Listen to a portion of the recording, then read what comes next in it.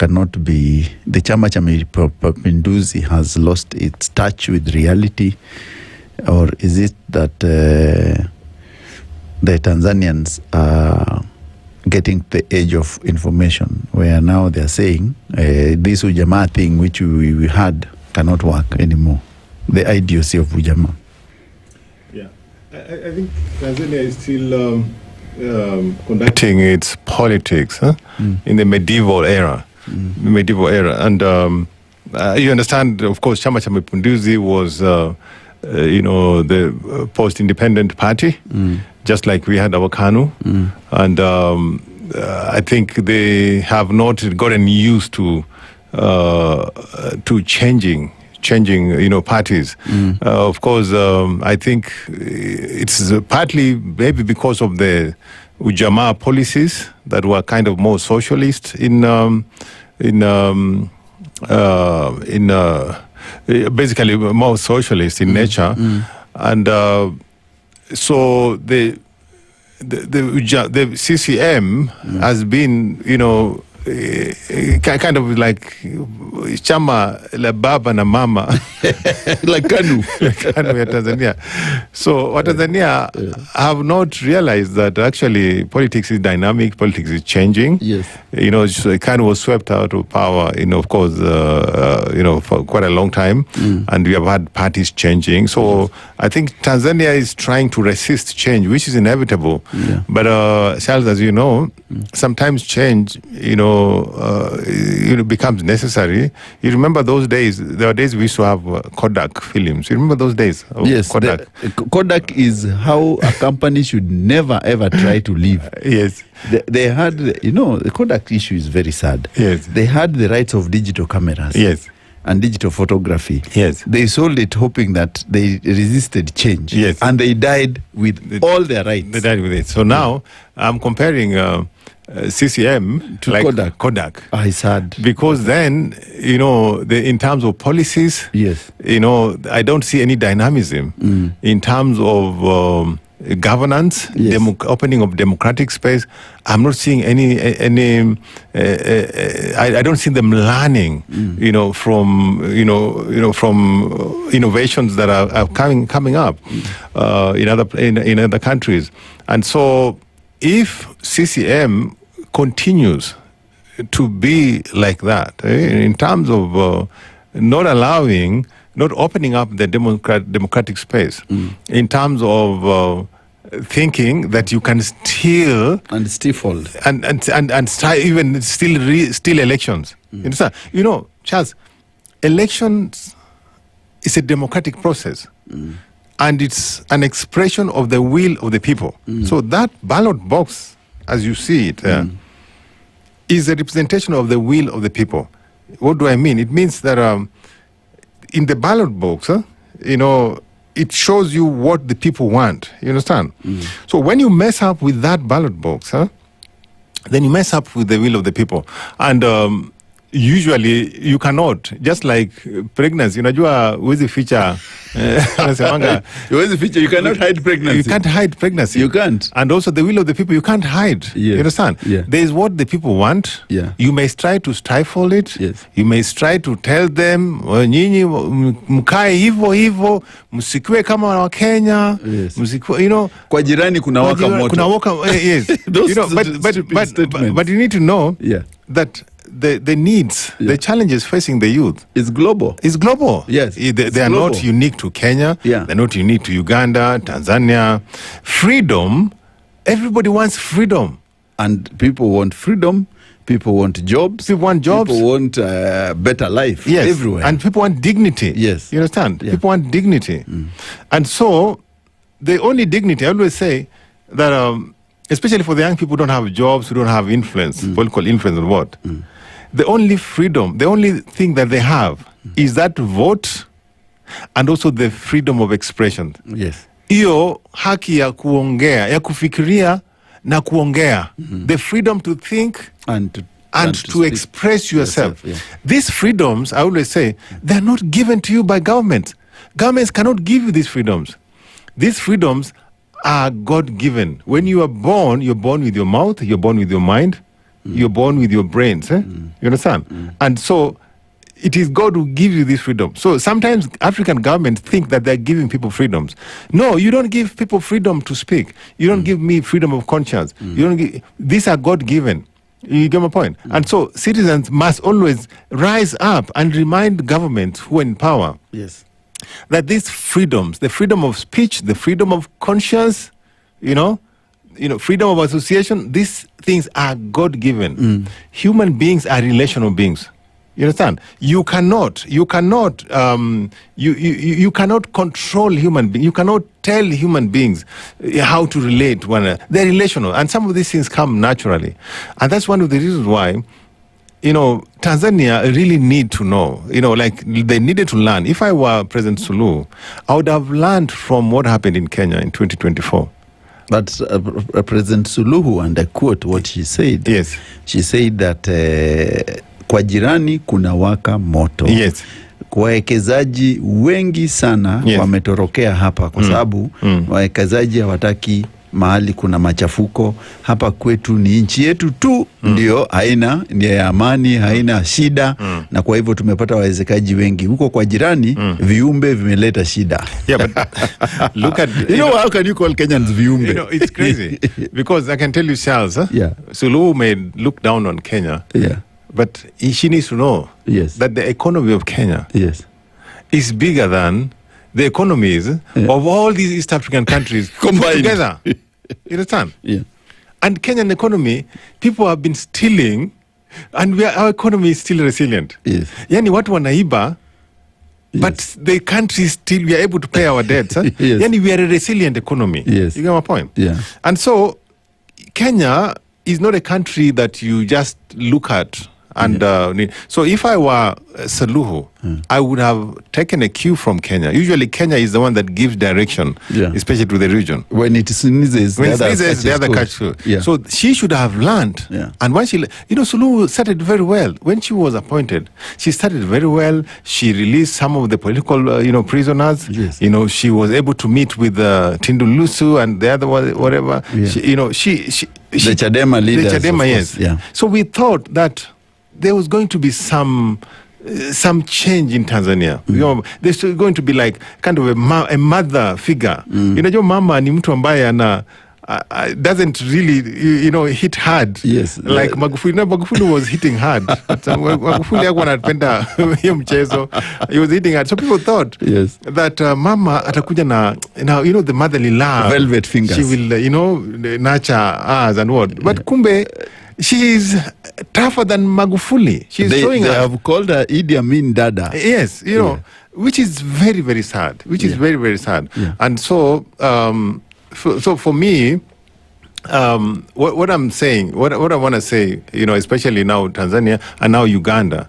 Uganda also, the old man with the big heart, President Museveni, really needs... Sebo. Yes, Sebo. Yeah. He's a man I respect. Yes.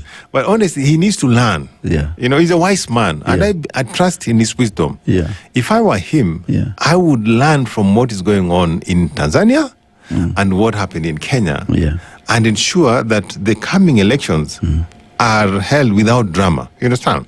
If he can be, because the guy is already, honestly, he's already old. He's already old. I don't want to say that he's, but he's already old. And right now, of course, he has his son there and the wife. They are the ones kind of who are, of course, I don't want to say controlling him, the president. But the fact is that the man is old. Sometimes the challenges of age, you may try to hide. Yes. But just like I said earlier on, you can't hide pregnancy. Yes. Even age, you can't hide. You can't hide. You can't hide. And when time comes for you to even exit the world, it will come. These are things you can't control. And so my advice to the young people is, I always tell young people, sometimes some of these leaders, they may be thinking that, we are here, I'm here. They will not be there forever. They may stay, but at the end of the day, the youth have the benefit of time, of age. Yes. You understand? These guys, I can tell you, most of them will not be there for another 10 years. Maybe another 10 years, they will be out. You get my point? So my advice to them is, usually right now what I do is, I tell the youth, even as much as we do these demonstrations and what, let us agitate, but let us do them, orderly. In an orderly manner. There's something called the non-violence, what Martin Luther King and Mahatma Gandhi, they advocated for non-violence protest. You get my point? So that we show them that we are peaceful, the youth are peaceful, but eventually, if we do that, then we are able to make a lot of positive changes in the country. And you must give it. People criticize President Ruto, but sometimes you must give it to Ruto. When last year during the Gen Z protest. Actually, when that happened, of course, initially he released a statement that was very disturbing, but then later on, he said, finance bill, yes, and then again he dismissed the cabinet. He said, your cabinet iende. You understand? And then he invited the Gen Zs to come to the table. He told them, come to the table, kujeni tuonge. Honestly, I felt that the president at that time, he demonstrated leadership.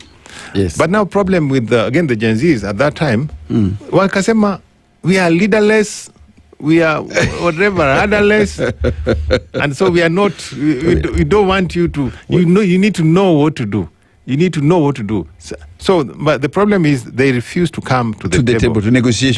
In fact, there were some cabinet positions. Yeah, they needed to have an order. Yes. And they needed to have some sort of leadership which they trust. Yes. Which they can say, these are people who represent us. Yes. And these are the 10-point agenda we need to achieve from this change of government or change of cabinet. Yes. Yeah. So that's what they needed to do. But you see, that time they said, we are leaderless, we are rudderless, we don't want to come to the table. Yeah. And so what happened? You saw ODM, they now came up and donated their experts. Yes.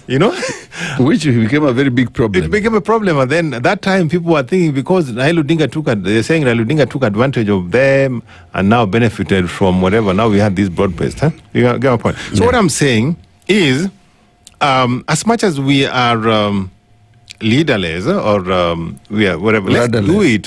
Let's have some strategy. And so right now, what our young people need is strategies, mentorship on how they can be able to actually turn the agitation into something positive. Yeah. The wins are big. When the finance bill was rejected, that was a big win. Yes. You get my point? When the cabinet was, was chased, it was a big win. You get my point? But now, when they refused to come to the table, now some of those wins were basically diluted because some of the leaders who were actually kicked out from the cabinet were brought back on board. Yeah. So usually I usually in Kijalo we say Oyanyo Gwang, Oyanyo Gweno. Yes. You know what it means, right? Yes.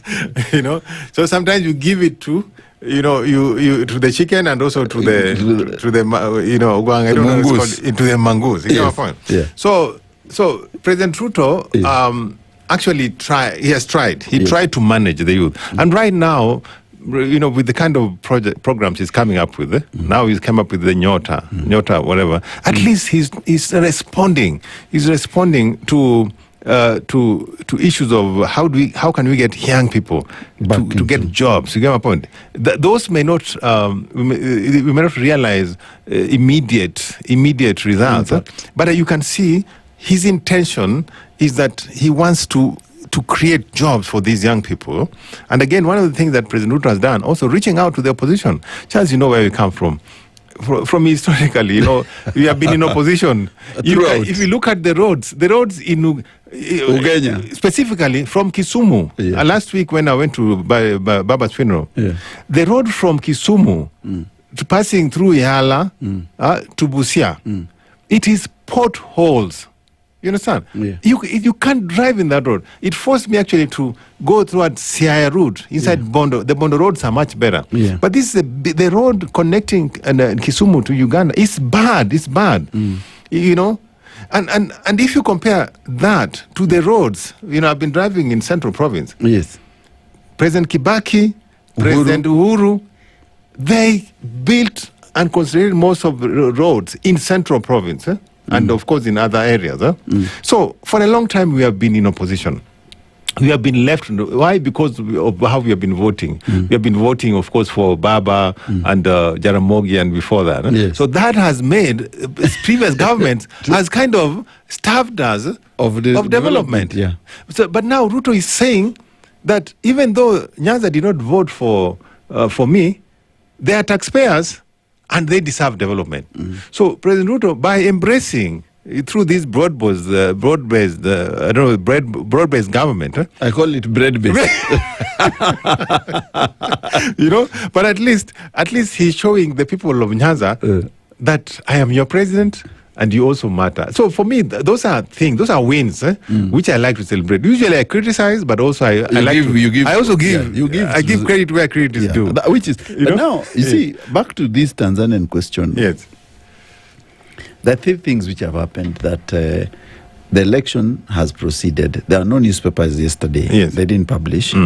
They shut the airspace. They shut the social media. They shut the communication outside and the curfew. And there are also rumors that there are many people who have been killed. And is it that Tanzanians have never had, and in their lifetime, they've never had to deal with popular protest or a protest by a generation the way it has happened. So they didn't know how to react to it, and you could see their general for the first time. The general was talking, Nkunda, saying that people should stop spoiling, destroying property, government property, and all the kind of things. And I wondered, where was President Suluhu right now? Because it is at this time of our need is when leadership is demonstrated. Absolutely. And also media. I'm asking, where is the media in Tanzania? They were shut down all of them. No, yes, this morning I was watching, TBC and also Wasafi TV. They're just playing music. Yeah, because you can't. They're playing music. The TBC was playing Tarab. How can you play Tarab when there's an election? The election, you need to be showing us the telling. That the media is there to promote governance. So this is the time that Tanzania Broadcasting Corporation, Wasafi TV, should be showing us how the votes are being counted. They cannot, because their government... But why? The government is not God. Suluhu should know she's not God. Yeye sio Mungu hata. Na ajue yeye ni binadamu kama wale wa Tanzania wengine. She needs to know that. Even what they do is that they always say that in Tanzania, that's why if you move, and Tundu Lissu, my friend, said the other day when we met with him, he said that the moment you pass Namanga border, everywhere you find a picture near mama, everywhere. Yes. There's no business. Yes. Their business is mama. Yes. Yeah. That is where, again, I really hope, I really respect Tanzanians. Tanzanians are good friends. I have very good friends in Tanzania. But honestly, how can you allow? It's just like the other day. I was seeing some Muzungu in Kwale. Yes. Spitting on a policeman. Yeah. I was asking myself, how can you allow that to happen? In your country. How do you allow a human being, when host, a human being, ati akwambie, ati you close the TVs? Suluhu is just a human being. She is just she's just a servant of the people. She is not God. She has not been given the power to ration what people say. Hiyo ni kazi amejipatia. You get my point? Like nimesema, that freedom of speech these are God given. Right. Serikali hakupatii hizo. Watanzania wajue kwamba hizi ni hizo rights wamepewa na Mungu. Na if Suluhu is going astray by purporting to control the media, they need to tell her off. You understand? The media organizations need to tell her off. The media should not allow that the media is shut at a crucial time when the world needs to be seeing what is going on in Tanzania. We need to be seeing who are being elected. We need to be seeing how the votes are being counted. We need to be seeing how the protests are going on, whether the people are being killed, how the police are conducting themselves. If you don't do that, how can the world help? How can we help? You understand? So it is a big injustice. And this is the problem with African leaders, some African leaders, abrogating themselves. The powers of God. They are not God. Sisi tumeona wengi. Uganda tuliona Idi Amin dada alikuja na kaenda. You understand? There's nothing special about being a president that you can say that you don't want to give, people their rights. Your right ya kupiga kura is the only right. Huyo mama mboga huyo Tanzania, hiyo power amepewa na Mungu, uwezo amepewa. Na you're denying her that right. You understand? It is very, very sad. And so Tanzanians really must get their voice together and speak truth to power. Because ukizoesha mwanadamu, ati unamwonyesha yeye ni Mungu, then she'll sit on you. But you see, the Samia Suluhu policies, one of them was to try and stop the great migration of wildebeest, because she has a problem with Kenya, I think. Yes. And most Tanzanians have a problem with Kenya. Do we need this union? For me, because of actually yesterday, Jana Johnny, I was at an event, and after singing the national anthem, I told this guy, stop it at that, because now they said now tunaimba ile Majumuiya ya East Africa. Mimi hata sikuimba, nilinyamaza. When I was seeing what is happening in Tanzania, and what is happening in Uganda. Uganda also nasikia some Kenyan youth, kuna watu Nick na Nico you and the other gentleman. Yes, yeah. You know. I was wondering why are they a threat to Museveni? Why would they be? Why would someone hold them? These are just. I know these guys. They're my friends. Nico Yoni, they've been trying to be relevant with this in the Free Kenya movement. Yeah. And Bob Njage. Yeah. Bob Njage mtu anaishi hapa Kitengela. You get my point? Yeah. So they've been trying to be relevant with it. They are not a threat to anyone. They're not a threat to Kenya. Why would someone in Uganda feel threatened by these two small people? You get my point? Yes. You understand? So sometimes I don't get it. I was telling someone, ni kweli wameshikwa ama pengine, maybe ni game inachezwa. Because for me, I was saying, I can't understand. Why would someone hold them hostage? Why, by holding them hostage, you are making them popular for no apparent reason. Yeah. You get my point? You get my point? So for me, sometimes I really don't understand. I really don't understand what some of these leaders, they think, So we need to get our act together. Kama nini jumuiya. If jumuiya, we need to get serious. By now, we should have been talking about a East African Federation. By now, we should have had one currency, common currency. By now, we should have had one labor. So kama mimi ni Mkenya naweza fanya kazi Tanzania, Mtanzania anaweza kuja hapa afanye kazi, but we have not been able to do that. Look at now what is happening. Suluhu and Museveni, they cannot get elections right, governance right. You get my point? Kenya has shown them that we can have our elections and an incumbent president, like right now, you see, in our previous election, the president was supporting Raila Odinga and, President Uhuru, right? And we had President Ruto from opposition winning. And who was the vice president then? Was the vice president then. So we are showing them that the will of the people is king. You understand? So they need to learn from us. They need to learn. So if they cannot get simple things like governance, like democracy, then why do we need the union? Why do we need Kenya? I was seeing a report in Parliament by Mayaka saying that the other countries are letting us down. They are not even paying their dues. So Kenya is paying the greatest dues in the EAC. You got a point? So ni kama sisi tumewabeba. Alafu kuna vitu zingine wanajiletea wao. Hawezi fanya uchaguzi wa uhuru na haki. So why do we need those people? Why do we need this jumuiya? You understand? So for me, if these guys cannot get it right, then we should have an e-exit. Like we had British Brexit. We can do our own e-exit. Kenyist. Called Kenya or e-exit, or K-exit, Yeah. Because wanatuzungusha, wanatushukisha, they're dragging us behind. Kama firirinda marinda. Yes, they're dragging us behind. Right now, the region should be talking about innovation, should be talking about jobs, should be talking about economy. How can we pull together? How can we how can we industrialize together? How can we have a joint, for example, SGR itoke hapa iende mpaka Tanzania, Arusha, nini, yes. so that we have one big economic bloc.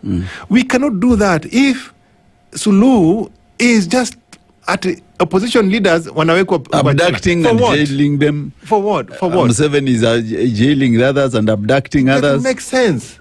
For what? You are a human being. Tomorrow you'll be out, you know. Tumeona wengi wamekuja na wameishi na wameenda, si ndio? Yeah. You don't live forever. As a human being, you don't live here forever. You need to respect human life. You understand? And so these are basic human conscience. You know, they need to have basic human conscience. The level of conscience. What I know nowadays, people are talking about AI, artificial intelligence.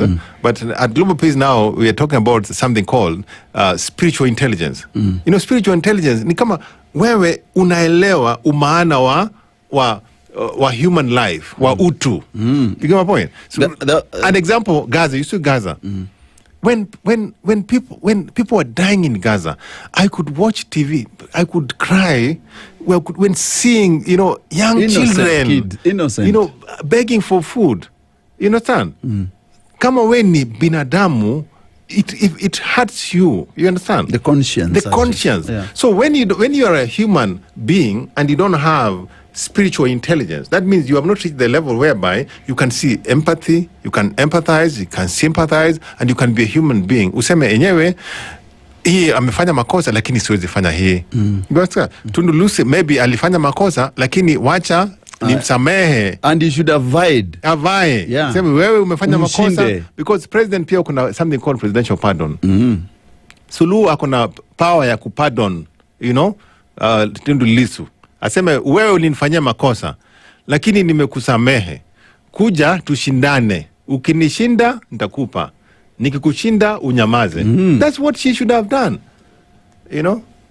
I mean, I am not I mean, I don't know what kind of advice they have, you know? You know, because at the end of the day, when you're dealing with people, and that's why I remember Mandela. When Mandela was president, sometimes Mandela could sometimes give, he could leave the country. To Mogotsusu Buthelezi, FFP. Yes, I said, now, I'm going on leave.